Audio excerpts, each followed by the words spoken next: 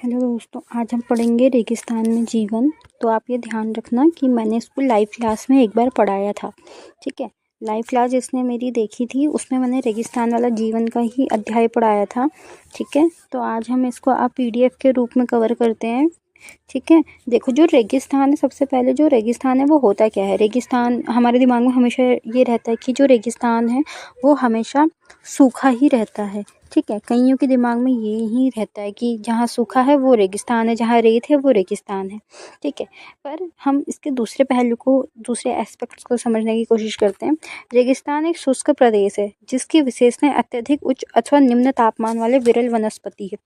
यानी जहाँ विरल वनस्पति पाई जाएगी, निम्न तापमान होगा, अत्यधिक उच्च तापमान भी मिलेगा और एक शुष्क प्रदेश होगा, वह एक रेगिस्तान कहलाएगा, ठीक है।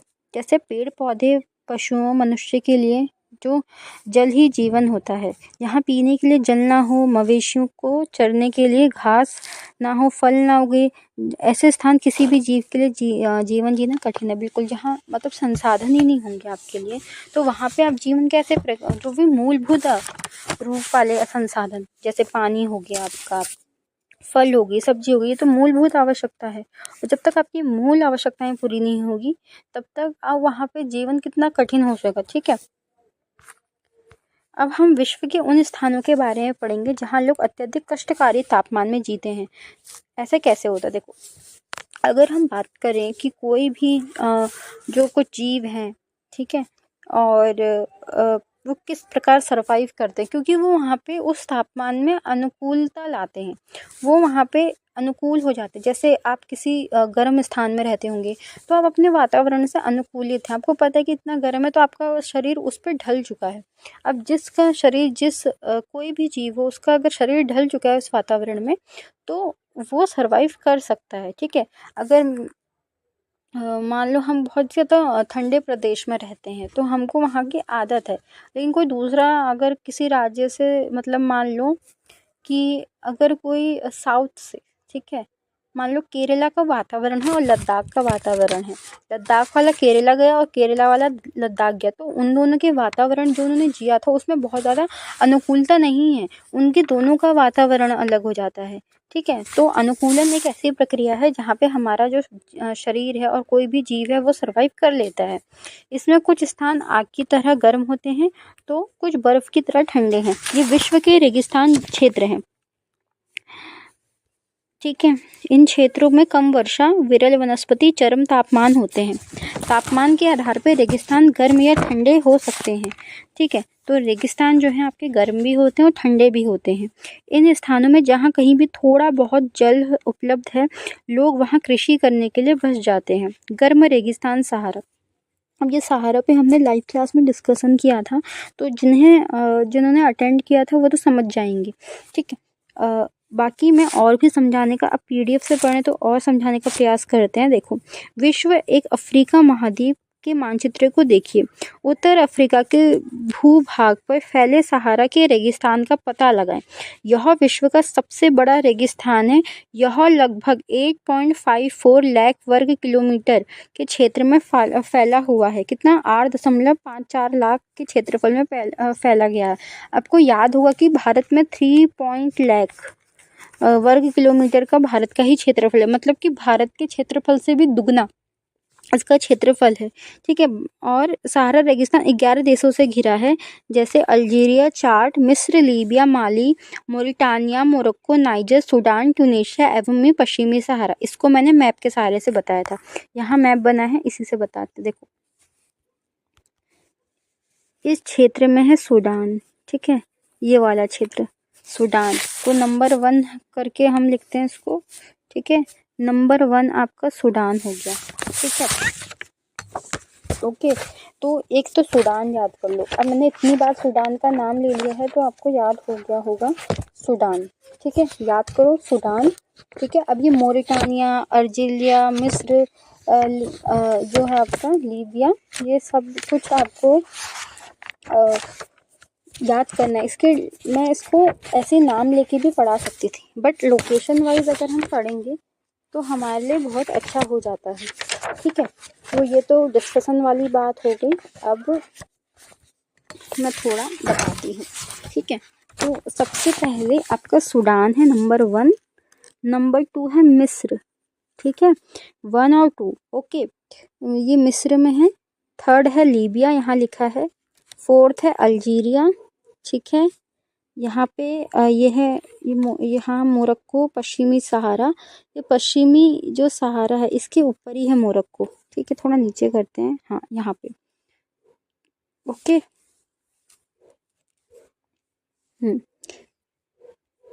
ठीक है, हाँ सूडान यहाँ लिखा है, ये लिखा है ना सूडान, तो नंबर 1 देश ये है, नंबर 2 मिस्र है, नंबर 3 लीबिया है, नंबर 4 ट्यूनीशिया है, नंबर 5 अल्जीरिया है, नंबर 6 मोरक्को है, नंबर 7 पश्चिमी सहारा है, नंबर 8 मोरिटानिया है, नंबर 9 माली है, नंबर 10 नाइजीरिया है और नंबर 11 चाड है, ठीक है। अब समझ गए कौन कौन सी लोकेशन कहाँ पे है। इसको अब हम एक रफ में बनाते हैं, ठीक है, समझने का प्रयास कीजिए। कोई बात नहीं अगर लंबी वीडियो भी बन जाती है तो। केवल उत्तर का पोर्शन बनाएंगे जहाँ तक का है, नीचे का पोर्शन नहीं चाहिए हमें, ठीक है, ये वाला पोर्शन चाहिए ना। अब देखो यहाँ पे है नंबर 1 है सूडान, ठीक है, ये हो गया सूडान। नंबर 2 में है मिस्र, ठीक है। नंबर 3 में हम लिखेंगे आपका जो है लीबिया, ये हो गया लीबिया। नंबर 4 यहाँ पे है एक जो है ट्यूनीशिया, ठीक है, शॉर्ट में लिख देती हूँ ट्यूनीशिया। ट्यूनीशिया के ठीक बगल में है, यहाँ पे 5th में है अल्जीरिया, ए लिख देती हूँ, ठीक है, अल्जीरिया। फिर यहीं पर है नंबर 6 मोरक्को, एम लिख देते हैं मोरक्को, ठीक है, ओके। फिर है जो है वेस्टर्न सहारा, नंबर 7 वेस्टर्न सहारा। फिर नंबर 8 है मोरिटानिया, नंबर 9 माली, नंबर 10 नाइजर और नंबर 11 चाड, ठीक है। अब थोड़ा इसको अच्छे से छोटा छोटा फॉर्म में लिखते हैं, ठीक है, तो देखो ये है, अब एक छोटे से फॉर्म में लिखेंगे, ठीक है। नंबर 1 सूडान, ठीक है, ऐसे ही लिख देते हैं, काम करते हैं, ठीक है, ये लोग ऐसे करके बना लेते हैं। फिर अब देखो नंबर 1 सूडान, नंबर 2 इजिप्ट हो गया यानी मिस्र, ठीक है। नंबर 3 क्या था, ठीक है, सूडान, इजिप्ट, आपका लीबिया, लीबिया, ट्यूनीशिया, ए अल्जीरिया, ठीक है, एम मोरक्को, मोरक्को के बाद क्या था आपका वेस्टर्न सहारा, वेस्टर्न सहारा, मॉरिटानिया, माली को पूरा ही लिख देते हैं, माली, नाइजर और चाड, ठीक है, 1 2 3 4 5 6 7 8 9 10 11, ठीक है, तो याद हो गया होगा आपको। अब हम बिना देखे लिखेंगे, मतलब बिना मैप के, वो भी कौन सा जो है एंटी क्लॉकवाइज चल रहे थे ना, मतलब इस तरीके से, ये होता है एंटी क्लॉकवाइज, घड़ी की दिशा के विपरीत, तो ऐसे लिखना है। तो सबसे पहले हमने क्या पढ़ा था, सूडान, सूडान के बाद मिस्र यानी इजिप्ट, थर्ड पे क्या था मिस्र के बाद आपका लीबिया, फोर्थ पे ट्यूनीशिया, फिफ्थ में आपका मोरक्को, वैसे अल्जीरिया आना था, कोई बात नहीं, यहाँ देखते हैं अल्जीरिया, 7th पे पश्चिमी सहारा, ठीक है, ये हो गया। फिर नंबर 8 पे लिखना था आपको मॉरिटानिया, 9 में माली, 10 में नाइजर और 11 पे चाड, हो गया ना। अब मैं इस पे इतना फोकस क्यों कर रही हूँ, क्योंकि लोकेशन याद होनी चाहिए मैपिंग पे, तभी मैंने लाइव क्लास में मैपिंग अच्छे से बना के आपको बताया था, ठीक है। और जो हमारी लाइव क्लास अटेंड नहीं करता है, एक बार 5 मिनट, मतलब भले ही कैमरा हिलता हो या फिर मतलब जैसे भी मैं पढ़ाती हूँ, लेकिन मेरी बस लिसनिंग को सुना करो मैं क्या बोल रही हूँ, तो आपको बहुत अच्छे से समझ। मैं पहले ऑडियो क्लास ही लेती थी, लेकिन जो सब्सक्राइबर्स हैं और वो कहते हैं कि मैम बोर्ड पे बताएंगे, तो फिर उस वजह से मुझे थोड़ा बोर्ड में बताना पड़ता है। लेकिन अभी कैमरा थोड़ा हिल भी जाता है कभी कभी, कभी नेटवर्क नहीं आता है, लेकिन एक बार लिसनिंग करोगे ना अच्छे से, और रिकॉर्डिंग भी अवेलेबल होती है उसकी, तो सुन लिया करो, ठीक है। फिर भी मैंने इसमें अच्छी तरीके से बताने का प्रयास किया है, ठीक है। रेगिस्तान के बारे में सोचते समय आपके मस्तिष्क में तुरंत रेत का दृश्य उभरता है, ये मैंने डिस्कस कर लिया है। परंतु सहारा मरुस्थल बालू की विशाल परतों से ढका हुआ है, वहीं वरन वहाँ बंजरी के मैदान और नग्न चट्टाने की सतह वाले उत्थित पठार भी पाए जाते हैं। ये चट्टाने सतह कुछ स्थानों से 2500 मीटर से अधिक ऊंचे होते हैं। कितने होते हैं? 2500 मीटर से अधिक। याद रखना, जो ये होते हैं ना बजरी के मैदान, तो ये बजरी के मैदान एक तो नग्न चट्टानी सतह वाले उत्थित पठार होते हैं। ये चट्टाने 2500 मीटर से अधिक ऊंची होती है, ठीक है। कितनी? 2500, ओके, समझ गए। तो ये मरुस्थल के जो बालू, ठीक है, मरुस्थल के बालू बन जाते होंगे, एक साथ परत बन जाती है, तो उन परतों में जो बजरी के मैदान होते हैं, वो नग्न चट्टानों वाले उत्थित पठार टाइप का बना। पठार इस तरीके का होता है, ठीक है, ऊपर से थोड़ा फ्लैट और थोड़ा सा पहाड़ की तरह दिखता है, ठीक है, ओके। पहाड़ से मतलब थोड़ा निम्न होता है, ओके। तो फिर आगे बढ़ते हैं। आपको यह जान के आश्चर्य हो कि आज का सहारा रेगिस्तान एक समय में पूर्णतः हरा भरा मैदान था। सहारा गुफाओं में प्राप्त चित्रों से ज्ञात होता है कि यहाँ नदियां तथा मगर पाए जाते थे। हाथी, शेर, जिराफ, शुतुरमुर्ग, ये आ सकते हैं कौन कौन से पाए जाते हैं? हाथी, एलिफेंट, लायन, जिराफ, शुतुरमुर्ग, भेड़, ठीक है, ऑस्ट्रिच कहते हैं शायद इसको, शुतुरमुर्ग को। पशु तथा बकरियां सामान्य जानवर थे, परंतु यहाँ के जलवायु परिवर्तन ने इसे बहुत गर्म और शुष्क प्रदेश में बदल दिया, ठीक है। देखो ये रहा सहारा रेगिस्तान, ओके। तो मतलब जो सहारा था वो जो आज हम पढ़ रहे हैं ना, उस प्रकार से नहीं था। पहले ये बहुत हरा भरा प्रदेश हम इसे कह सकते हैं, और बहुत ज़्यादा उपजाऊता यहाँ थी, लेकिन कुछ जलवायु परिवर्तन यहाँ हुए, ठीक है, उस कारण से ये बाद में एक शुष्क प्रदेश की कैटेगरी में आ गया, ठीक है।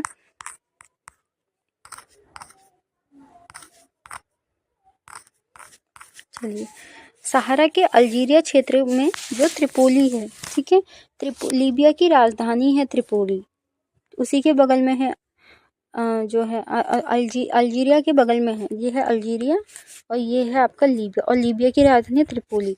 तो अलजीजिया क्षेत्र से, अल्जीरिया नहीं है, अलजीजिया क्षेत्र, ठीक है, अलजीजिया क्षेत्र में त्रिपोली है, अलजीजिया, ठीक है। ऐसे याद करो, जीजी बोलते हैं ना कहीं दीदी को, तो जीजी, तो जीजिया और आगे से लगाना और, तो अजीजिया के क्षेत्र में लीबिया की जो कैपिटल है त्रिपोली के दक्षिणी भाग में, कौन से भाग में? दक्षिण कहाँ है? ये है दक्षिणी भाग, ठीक है। तो दक्षिणी भाग में सबसे अधिक तापमान, ये बहुत इंपॉर्टेंट है, 1922 में 57.7 डिग्री सेल्सियस का तापमान वहाँ दर्ज किया गया था। कितना? 1922 में 57.60 डिग्री सेल्सियस, ठीक है। अब हम यहाँ की जलवायु पढ़ते हैं, जलवायु, ठीक है। जलवायु जो है आपकी सहारा रेगिस्तान की जलवायु अत्यधिक गर्म एवं शुष्क है। यहाँ की वर्षा ऋतु अल्पकाल के लिए होती है। यहाँ रखना कि जो यहाँ पे वर्षा ऋतु अल्पकालीन होती है। यहाँ आकाश बादल रहित एवं निर्मल होता है। यहाँ नमी संचय होने की अपेक्षा तेजी से वाष्पित हो जाता है। यानी जो नमी है, ये मैंने बताया था कि नमी यहाँ संचित नहीं होती, वाष्पित हो जाती है, ठीक है। दिन अविश्वसनीय रूप से गर्म होते हैं। दिन के समय तापमान 50 डिग्री सेल्सियस से ऊपर हो जाता है, यानी डे में क्या होता है कि 50 डिग्री सेल्सियस तापमान हो जाता है यहाँ पे, ठीक है। और ये बात चल रही है दिन की, ठीक है। रेत, नग्न चट्टानें अत्यधिक गर्म हो जाते हैं। तापमान विकिरण होने से चारों तरफ कुछ गर्म हो जाता है, और रातें अत्यधिक ठंडी हो जाती है, और इसका हिमांक बिंदु हो जाता है 0 डिग्री, बहुत ठंडा, ठीक है, सेल्सियस तक पहुंच जाता है, ठीक है। समझ गए। तो डे के समय आपको दिखेगा 50 डिग्री सेल्सियस तापमान पहुंच गया, लेकिन रात होते होते 0 डिग्री हिमांक बिंदु पे ये पहुंच जाता है। ठीक है। वनस्पति एवं प्राणी जात। सहारा रेगिस्तान की वनस्पतियों में कैक्टस खजूर के पेड़, एकेशिया पाए जाते हैं। तो क्या क्या पाए जाते हैं? खजूर, कैक्टस, एकेशिया पाए जाते हैं। एकेशिया का चित्र मैं आपको दिखाना चाहूंगी। देखो, अकेशिया जो है आपका बबूल प्रजाति के पेड़ों का एक समूह है। ठीक है। ओके। और भोजन का स्रोत भी है। भारत और अफ्रीका में इन्हें बबूल या कीकर भी कहते हैं। ठीक है। तो ये एक्स्ट्रा इन्फॉर्मेशन हो गई। ये इसकी इमेज आपको देखने को मिलेगी, ये देखो, ये है। ओके। ठीक है, अब आपको पता चल गया होगा। ठीक है। जो भी पढ़ाया जाएगा वो बिल्कुल एग्ज़ाम ओरिएंटेड, ऑथेंटिक, और आपके जो जितने भी मतलब कहाँ से क्वेश्चन आ सकते हैं, कहाँ पे फंस सकता है, वो सब कुछ यहाँ पे मैं बता देती हूँ। ठीक है। ओके। तो एकेशिया पाए जाते हैं, कैक्टस, खजूर, एकेशिया। यहाँ कुछ स्थानों में मरुद्यान खजूर के घिरे हरित द्वीप पाए जाते हैं। याद रखना, मरुद्यान खजूर पेड़ के हरित द्वीप पाए जाते हैं। ऊँट, लकड़बग्गा, सियार। ठीक है। कैमल हो गया आपका ये ऊँट। मैं इंग्लिश के वर्ड कहीं पे इसलिए यूज़ करती हूँ ताकि आपको एक मतलब दिमाग में माइंडसेट बन जाता है ना फिर कि हाँ कुछ यूनिक पढ़ा था। जैसे मैंने एकेशिया पढ़ा है तो बहुत लोगों को एकेशिया वर्ड याद हो गया यार। उस टाइम चित्र भी दिखाया था, और एकेशिया बबूल के पेड़ को ऐसे कुछ बताया गया था। अफ्रीका में ऐसे कुछ, भारत में भी इसे किसी और नाम से जानते हैं। तो ये सब दिमाग में सेट हो जाता है। सियार, लोमड़ी, बिच्छू, सांप जातियाँ, छिपकलियाँ। ठीक है, यहाँ पाए जाते थे। मतलब वैज्ञानिकों यहाँ से मछलियों के कंकाल भी मिले। आपके अनुसार क्या हो सकते हैं? ये देखो, मरुद्यान सहारा रेगिस्तान में। अब लोग, सहारा रेगिस्तान की कष्टकारी जलवायु में विभिन्न समुदायों के लोग निवास करते हैं, जो भिन्न भिन्न क्रियाकलाप में भाग लेते हैं। इसमें बेदुइन और तुआरेग, मैंने इसको सिखाया था कैसे याद करना है, बेदुइन और तुआरेग को जब हम लाइव क्लास में पढ़ रहे थे, और जिन्होंने नहीं सुना वो सुन लो, मैंने इसकी ट्रिक बताई थी। जैसे कि यहाँ पे लोग हैं बेदुइन और तुआरेग। ठीक है। तो कैसे याद करवाया था मैंने? देख, मैंने याद करवाया था, जैसे तुआरेग को याद करना था तो मैंने कहा तुआ, हम बोलते हैं ना हिंदी में तुआ, तो हो गया तुआ। फिर रेग याद कर लो, रेग, बस हो गया तुआरेग। तो कम से कम अगर MCQ में क्वेश्चन आएगा तो फिर आप क्या करना कि एक वर्ड याद कर लो, जैसे हिंदी में बोलते हैं तू आ। ठीक है। फिर रेगी है पीछे तो याद आ जाएगा तुआरेग। ठीक है, तुआरेग, और इतनी बार बोल दे तब भी। और बेदुइन कैसे याद कर रहा था हमने? बेदुइन हमने किया था बे ऑफ बंगाल से बे ऐसे करके, फिर दू, फिर इन, IN इन। तो ऐसे करके हमने याद कराया था कि ऐसे याद कर लो, बे ऑफ बंगाल का बे। ठीक है। दू, ठीक है, तुझे दे दूँ, कॉपी ले दूँ, किताब दे दूँ, दूँ। और इन, IN इन इंग्लिश में पढ़ते तो बे, दू, इन, तू, आर, एक। याद हो गया। ये कुछ समुदाय हैं जो वहाँ पे रहते हैं। ठीक है। अब देखो कैसे, अब देखो कैसे फटाफट लिखो। क्या क्या था? तुआ, अरे भाई तुआ, तुआ रेग, और बे का, बे ऑफ बंगाल का बे, दू का दू, क्या दूँ, कॉपी दूँ, किताब दूँ, और इन इंग्लिश का हो गया इन। तो तुआरेग और बेदुइन याद हो गया ना? बहुत अच्छे से याद करेंगे।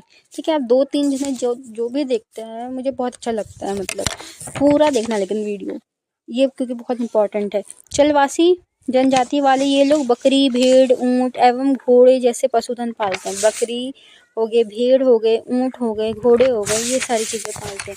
इन पशुओं से इन लोगों को दूध मिलता है। इनकी जूते, पानी बोतल, चमड़ा प्राप्त करते हैं। ठीक है। पेटी तथा पशुओं के बालों का उपयोग चटाई, कालीन, कपड़े, कंबल बनाने के लिए करते हैं। धूल भरी आंधियां, गर्म वायु से बचने के लिए लोग भारी वस्त्र पहनते हैं। ठीक है। जब धूल भरी आंधी और गर्म वायु से बचना है तो ठंडी नहीं है, गर्म भारी वस्त्र पहनते हैं। सहारा में मरुद्यान एवं मिस्र में नील घाटी लोगों में निवास में मदद करती है। जो सहारा है ना, सहारा में जो मरुद्यान है, वहाँ का जो मिस्र है, मिस्र की लोकेशन आपको पता है कैसी है? ये लो बना दिया। यहाँ है सूडान, उसके ऊपर है इजिप्ट यानी मिस्र, ई लिख देते हैं। ठीक है। सहारा में मरुद्यान एवं मिस्र में नील घाटी लोगों निवास में मदद करती है। यहाँ जल की उपलब्धता होने के लोग खजूर के पेड़ लगाते हैं। ठीक है। सहारा में मरुद्यान है और मिस्र की नील घाटी में, नील घाटी याद करना, ठीक है, लोगों का निवास में मदद करती है। यहाँ जल की उपलब्धता है जिससे खजूर उगाते हैं ये। यहाँ पे चावल, गेहूँ, सेम, जौ फसलें उगाई जाती है। मिस्र में उगाए जाने वाले कपास विश्व भर में प्रसिद्ध है। याद रखना कि जो कपास की प्रचुर मात्रा है, यहाँ एक जो क्वालिटी होती है ना कपास की, वो मिस्र में है। तो विश्व में जो है जो मिस्र का कपास है प्रसिद्ध है, ठीक है। थोड़ा ये पढ़ लो, जहाँ रेत को पवन उड़ा ले जाती है तो वहाँ गर्त बन जाते हैं, ठीक है। अब हम इसको बनाते हैं, 1 मिनट, ठीक है। ये कह रहा है कि जहाँ ये आ रही है रेत, मान लो, ठीक है, और इसको पवन का झोंका उड़ा ले जाता है, वहाँ बन जाते हैं गर्त। क्या बन जाते हैं? गर्त। जहाँ गर्त में भूमिगत जल सतह पे आ जाता है तो यहाँ पे आ गया जल, इस तरीके से, ठीक है। और यहाँ मरुद्यान बनते हैं। ये क्षेत्र उपजाऊ होते हैं, लोग इनके पास निवास करते हैं एवं खजूर के पेड़ तथा अन्य फसलें उगाते हैं। कभी कभी यह मरुद्यान असामान्य रूप से बड़ा भी हो सकता है। मोरक्को के टैफिलालेट मरुद्यान ऐसे ही एक विशाल मरुद्यान है जो 13,000 वर्ग किलोमीटर के क्षेत्र में फैला हो गया है। तो ये कैसे जानो? टॉफी से टैफी,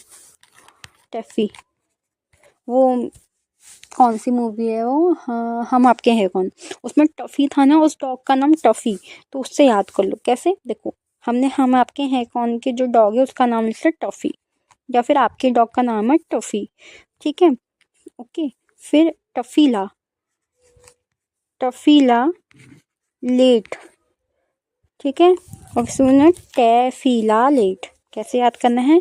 हम आपके हैं कौन का टफ़ी लो, ठीक है, ला, खाना ला यार, ला, खाना ला यार, ला, ठीक है, ठीक है। बहुत खाना जो है, लेट क्यों ला रहा है? लेट क्यों ला रहा है खाना? लेट क्यों ला रहा है खाना?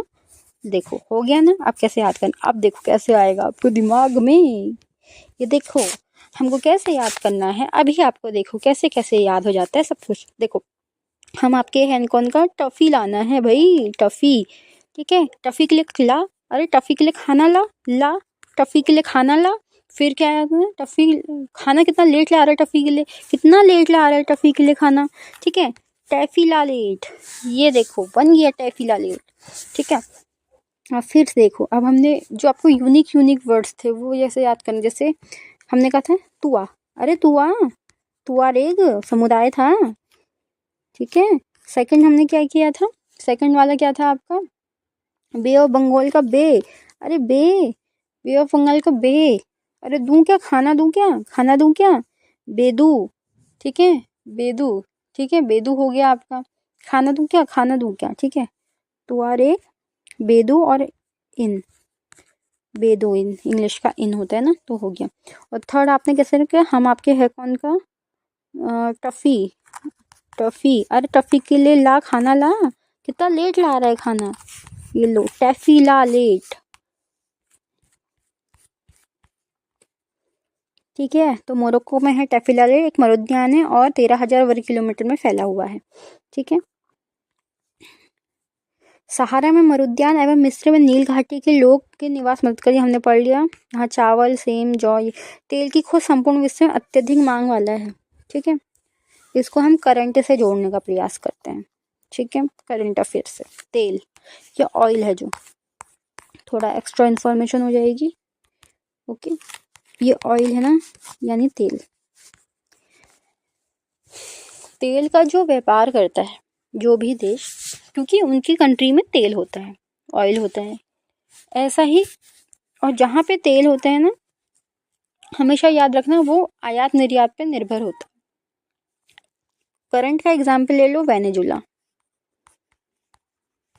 वेनेजुएला, ठीक है, जो कि आपका साउथ अमेरिका में है, कॉन्टिनेंट है साउथ अमेरिका।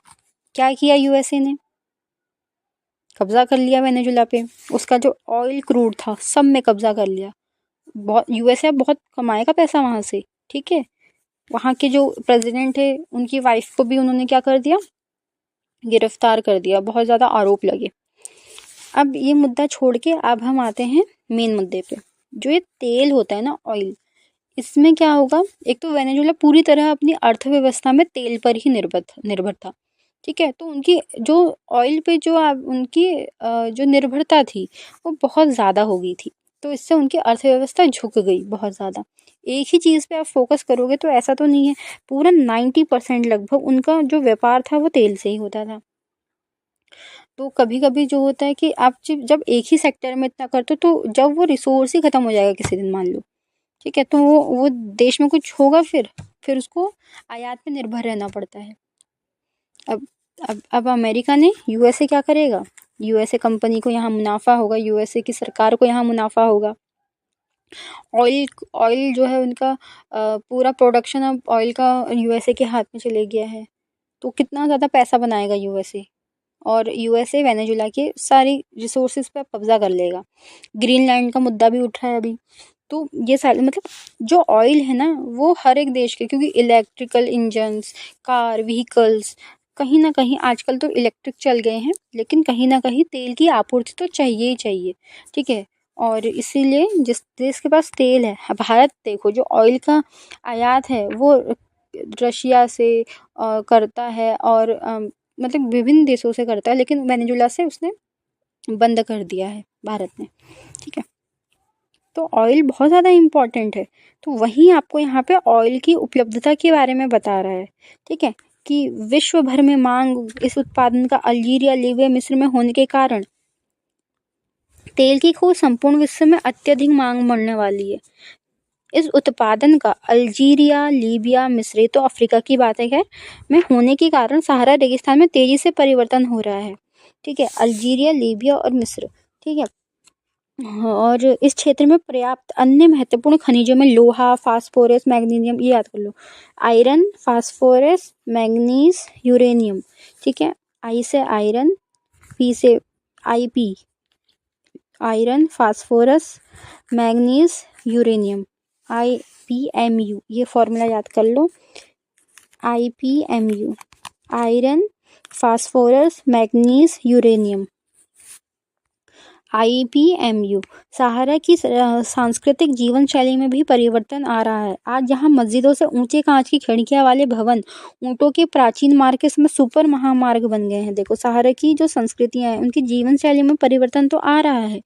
आज मस्जिदों में ऊंचे कांच की खिड़कियों वाले भवन ऊंटों के प्राचीन मार्ग के स्थान पे सुपर मार्ग यहाँ बन गए हैं। नमक के व्यापार में ऊंटों का जो स्थान है, ट्रक ले रहे जो स्थान ट्रैक ले रहे हैं, तो वह एक लोग विदेशी पर्यटनों के लिए मार्गदर्शन का काम कर रहे हैं। आज अनेक चलवासी जनजाति के लोग शहरी जीवन की ओर बढ़ रहे हैं। यहाँ वे तेल गैस के कार्यों को नौकरी ढूंढते हैं। लद्दाख, लद्दाख शब्द दो शब्दों से मिलकर बना है। ला का अर्थ है पर्वतीय दर्रा और दाख का अर्थ है देश। ठंडा रेगिस्तान लद्दाख जम्मू एवं कश्मीर के पूर्व में वृहद हिमालय में स्थित ठंडा रेगिस्तान है। इसके उत्तर में काराकोरम पर्वत श्रेणियां एवं दक्षिण में जास्कर पर्वत स्थित है। लद्दाख से होकर अनेक नदियां बहती हैं, जिसमें सिंधु और आपकी श्योक नदी भी दिखेगी आपको। ये जो चीन से आती है, ये नदियां गहरी घाटियां गार्ज का निर्माण करती हैं। लद्दाख में अनेक हिमानी जैसे ग्रेगी हिमानी है। पृथ्वी के सबसे ठंडे स्थानों में द्रास लद्दाख में स्थित है।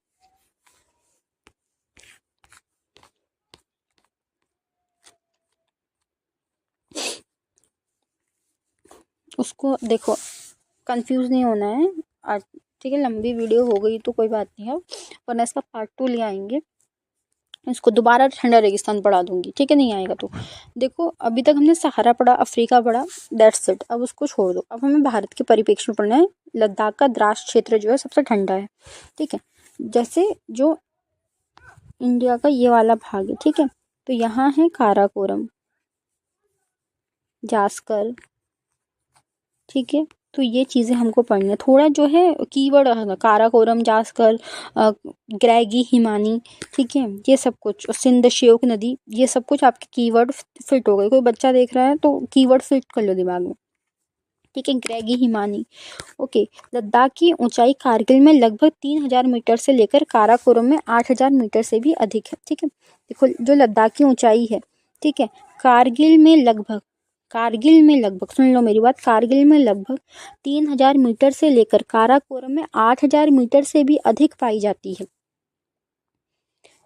कारगिल में कितना है 3000 मीटर, और से लेकर काराकोरम में 8000 मीटर, यानी कि कारगिल से जाएंगे तो, और कारगिल से काराकोरम तक की अगर हम देखें तो 3000 से 8000 मीटर से अधिक ऊंचाई वाला होता है। अधिक ऊंचाई के कारण यहाँ की जलवायु अत्यधिक शीतल शुष्क होती है। इस ऊंचाई पर वायु की पतली परत होती है, जिससे सूर्य की गर्मी अत्यधिक तीव्रता महसूस होती है। ग्रीष्म ऋतु में मतलब यहाँ पे आती है, गर्म होता है यहाँ पे, ठीक है। इसका दिन में तापमान 0 डिग्री सेल्सियस से कुछ अधिक होता है, एवं रात में तापमान शून्य, ठीक है, -30 डिग्री सेल्सियस से नीचे चला जाता है।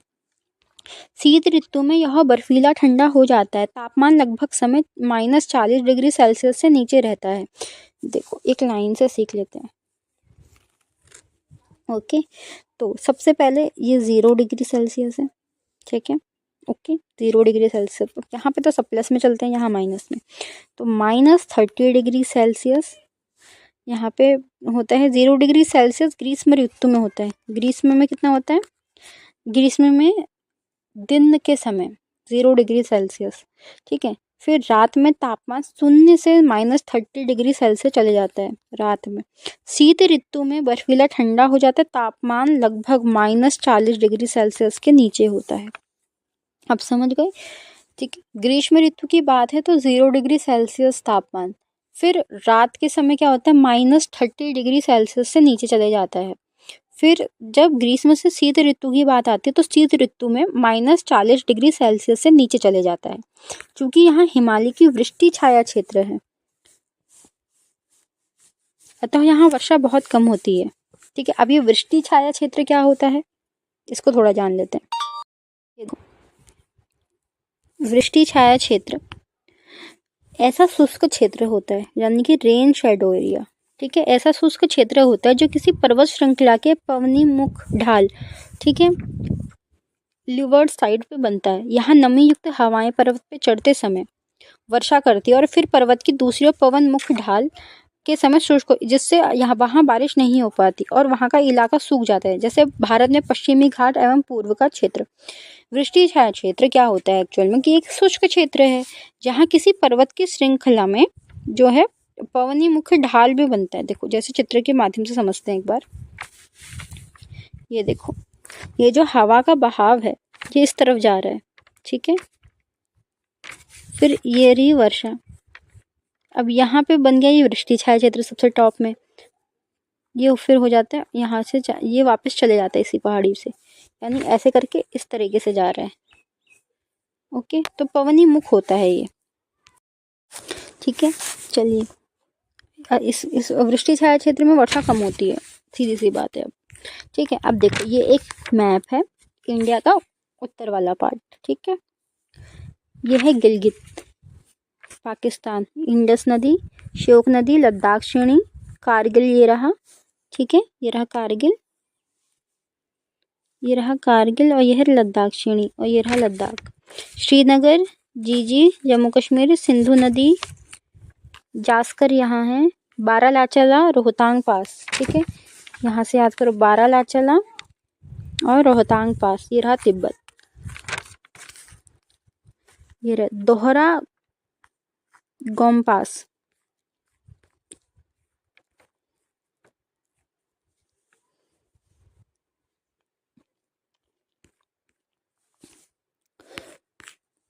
ठीक है। मुश्किल से 10 सेंटीमीटर ही वर्षा हो पाती है। यह क्षेत्र बर्फीली हवाओं से तेज जलाने वाले सूर्य ताप का अनुभव करता है। यह जानकर आपको आश्चर्य होगी यदि आप सूर्य की धूप में इस तरह बैठे हैं कि आपका पैर छाया में हो, ठीक है।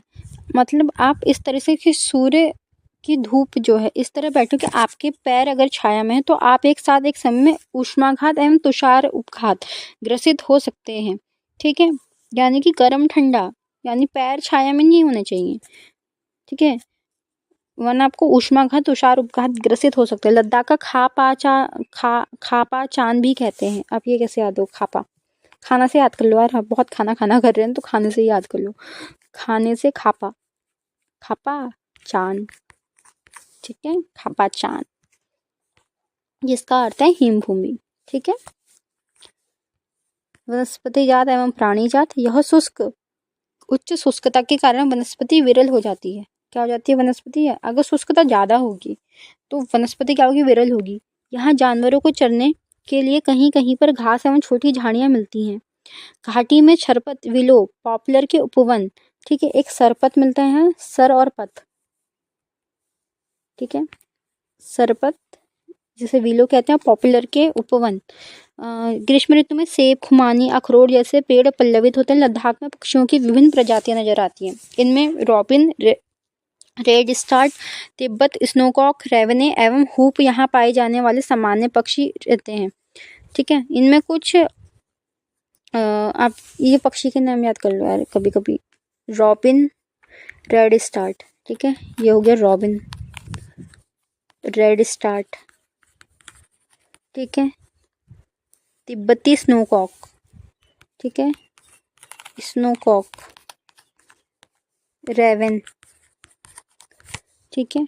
तो ये कुछ नाम है, robin, red start, Tibet snowcock, raven, ठीक है। और हुप भी होते हैं। इसमें कुछ प्रवासी पक्षी लद्दाख में, यहाँ प्रवासी पक्षी भी लद्दाख में पशुओं में जंगली बकरी, जंगली भेड़, याक, विशेष प्रकार के कुत्ते आदि पाए जाते हैं। इन पशुओं में दूध, मांस, खाल प्राप्त करने के लिए पाला जाता है। याक के दूध का उपयोग पनीर, मक्खन बनाने के लिए होता है, ठीक है।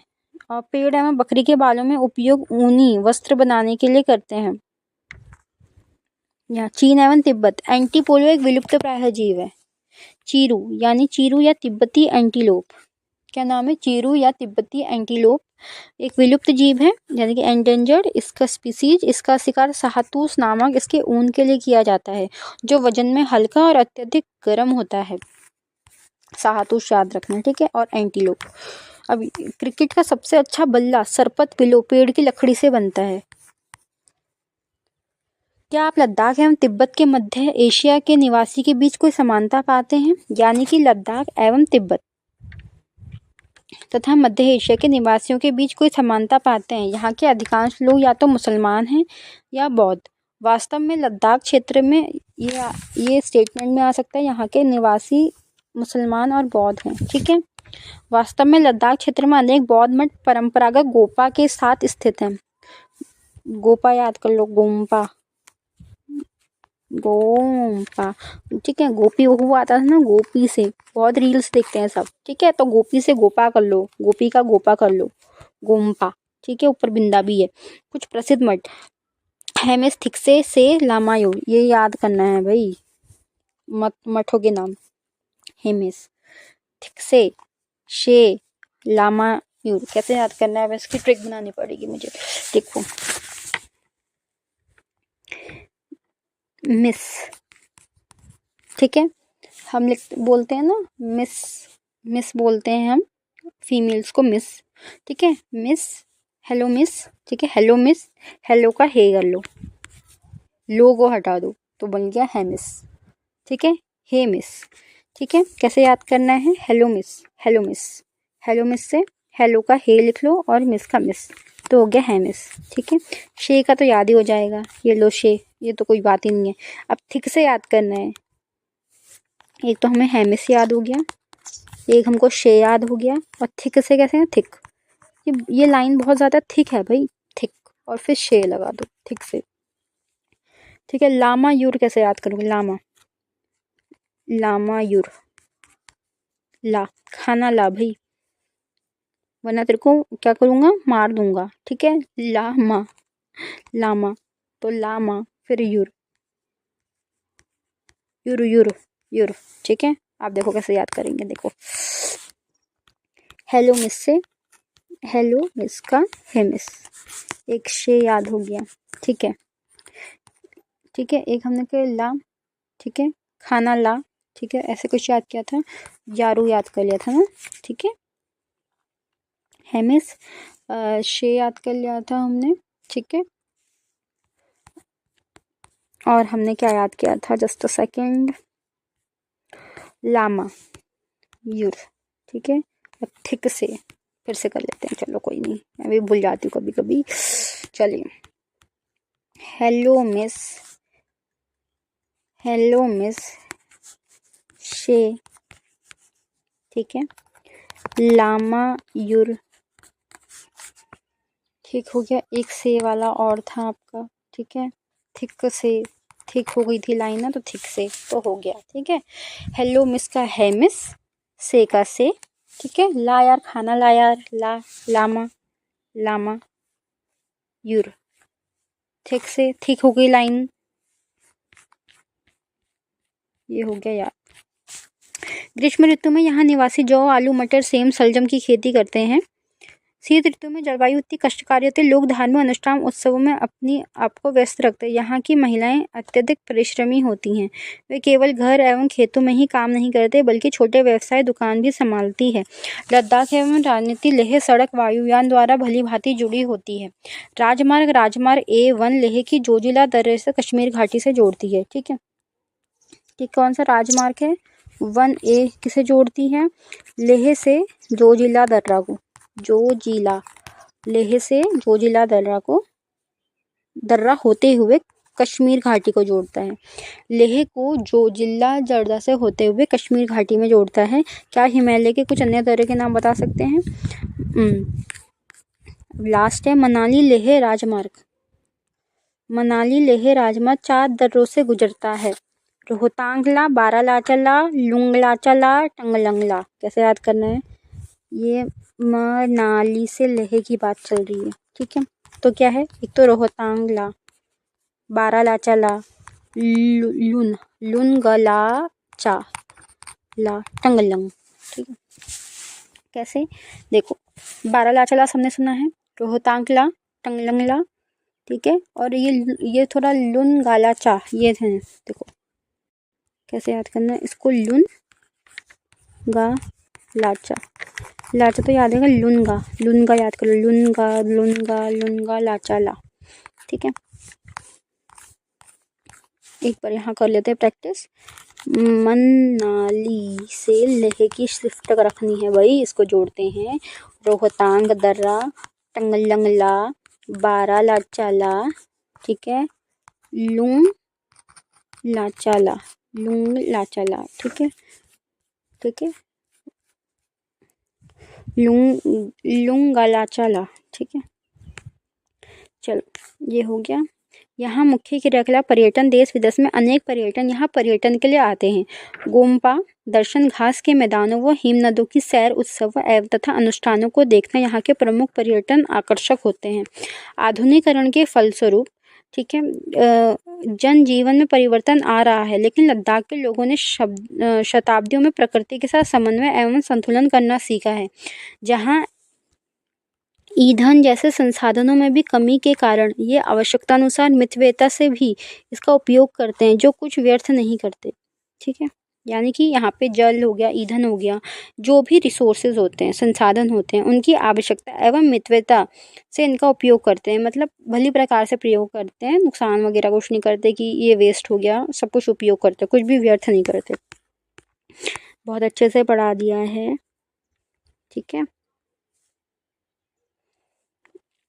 ओके। तो ये कुछ है। आई होप आपको ये जो MCQ हैं आप बहुत अच्छे तरीके से आएंगे, ठीक है। तो अब बहुत लंबी वीडियो हो चुकी है। आई होप आज थोड़ा सा मैंने मतलब और दिन तो मैं डायरेक्टली पढ़ा देती थी, जैसे कि मतलब लाइन बाय लाइन, फिर उसको समझा देती थी, अंडरस्टैंड करवाती थी। लेकिन आज मैंने क्या किया है, थोड़ा डिफरेंट टेक्निक अपनाई है, थोड़ा निमोनिक करके आपको याद करवाने का मैंने प्रयास किया है। आई होप थोड़ा सा अच्छा लगा हो, ठीक है। तो thank you so much, bye.